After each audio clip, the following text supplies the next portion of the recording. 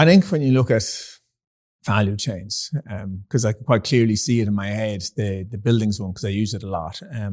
At the top, you have investor or public agency that drives it. Then you have a developer, asset manager, asset owner of some sort.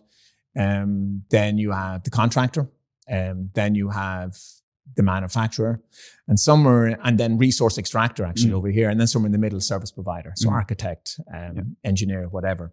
But the clear link between all of them is that if you're at the bottom, the manufacturer, you could invest heavily in recycled content in an element. It raises the price a little bit, and then you realize that there's no pull for that product.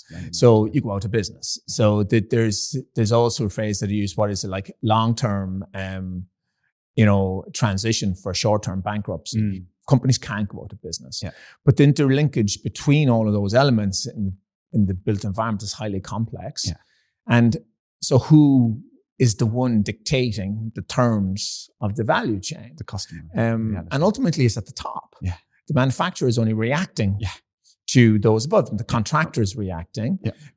So if those at the top of the chain begin to change behavior and force it, for example, a public agency, if you're putting to tender a bridge, a tunnel, hospital, whatever it may be, and you put into the procurement process certain standards, certain material, then people begin to react downstream. But it's highly complex. And then I always say that the contractor themselves are the ones most exposed, albeit, the value chain is quite blended these days. You have multiple entities that would be a contractor, but also be a developer, an investor.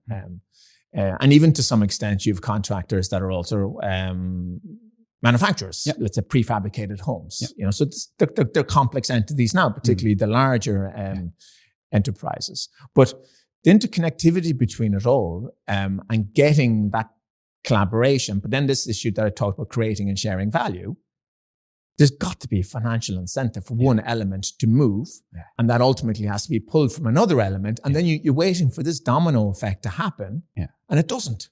So it remains in limbo. And then a final point that I would make about it, it's weighed down by history.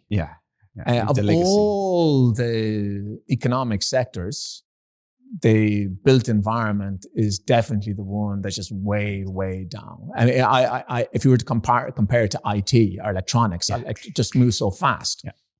This is just so slow. But also there's a waiting game. Who moves? Who doesn't move? Being so slow, so weighted down and so tied by legacy, it means there is also a hell of a lot of opportunity. Small impacts have huge change right now in our industry. Hopefully in 10, 15 years' time, those small changes have been implemented. We need to go to the next layer of change. Has all that opportunity. We'll come back to the apparel. If we all wanted to be sustainable, we'd wear, locally produced single material clothing like wool, for example. The industry would shift, but the reality of economics is that, as you mentioned, lower price, fast product, et cetera, et cetera.